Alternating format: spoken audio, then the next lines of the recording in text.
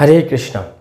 শিল প্রভুপাদজি যখন কলকাতা থেকে মায়াপুরের উদ্দেশ্যে রওনা দিতেন, তো কি হতো, উনি খুব সকাল সকাল বেরিয়ে যেতেন এবং সকালবেলাতে শিল প্রভুপাদের একজন ভক্ত, শিল প্রভুপাদের একজন শিষ্য, ওনার বাড়ি ছিল, ওনার বাড়িতে একটা বাগান বাড়ি ছিল, খুব সুন্দর বাগান বাড়ি।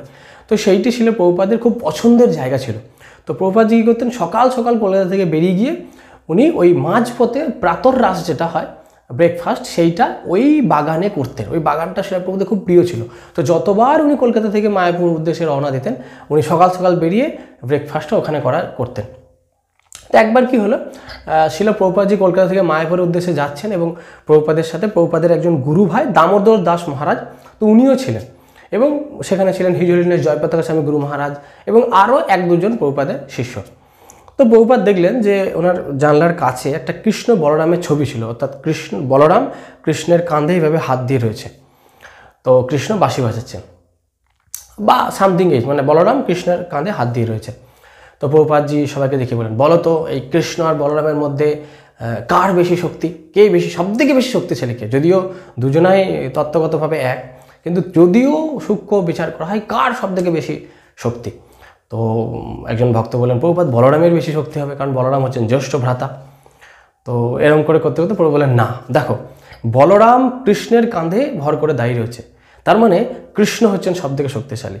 তো এইভাবে উনি লীলাচ্ছলে বলছিলেন এবং তারপরে ওই গাড়িটা ওই বাগান বাড়িতে এসে পৌঁছালো এবং প্রভুপাদের জন্য এবং দামোদর মহারাজের জন্য প্রাতরাশ অর্থাৎ ব্রেকফাস্টের ব্যবস্থা করা হলো। তো ব্রেকফাস্টে ওনারা ফ্রুটস নিলেন এবং ফ্রুটস নেওয়ার পর শিল প্রভুপাদের শিষ্য ওনাদেরকে বললেন যে ঠিক আছে, মহারাজকে, দামোদর মহারাজ প্রভুপাদের গুরুভ্রাতাকে, ঠিক আছে, ওদেরকে জল পরিবেশন করো। তো দামোদর মহারাজ বললেন, কিন্তু প্রভুপাদ, উনিও প্রভুপাদকে খুব সম্মান করতেন, কিন্তু প্রভুপাদ ফল খাওয়ার পর তো জল খাওয়া উচিত নয়। প্রভুপাদ বললেন, হ্যাঁ, এটা একটা পদ্ধতি আছে, যদি আমরা ফল খাই এবং ফল খাওয়ার পর যদি জল খেয়ে নিই, তাহলে ফলের রসের, মানে ফলের যে গুণাগুণটা, সেটা জলের মাধ্যমে নষ্ট হয়ে যায়। সেই জন্য উপায় হচ্ছে কি, ফল খাওয়ার পর আমাদের একটা সন্দেশ ভগবানকে ভোগ লাগে, সেই সন্দেশটা যদি তাড়াতাড়ি করে খেয়ে নিই, সন্দেশ খাওয়ার পরে আমাদের টেস্টটা লাগছে, মানে আমাদের জল খেলে তখন আর ওই ফলের গুণাগুণটা নষ্ট হয়ে যায় না। সেই জন্য যখনই ফল খাওয়ার পর জল খেতে ইচ্ছা করবে, একটা ভগবানের প্রসাদী সন্দেশ খেয়ে তারপর জল খেলে তার আর কোনো উপায় হয় না। তো জয়পতাকা স্বামী গুরু মহারাজ এটাকে খুব বাহ, মানে প্রভুপাদ অ্যাকচুয়ালি দেখতে গেলে শিল প্রভুপাদের কাছ থেকে আমরা সব রকম শিক্ষা পেতে পারি। মানে প্রভুপাদ এমন একজন ব্যক্তি ছিলেন যার কাছ থেকে যদি আমরা চোখ বন্ধ করে কাউকে ফলো করতে চাই না, তাহলে আমরা প্রভুপাদকে ফলো করতে পারি। আদর্শ গৃহস্থ কীভাবে হব, প্রভুপাদকে ফলো করতে পারি। আদর্শ ব্রহ্মচারী সন্ন্যাসী কীভাবে হব, প্রভুপাদকে ফলো করতে পারি।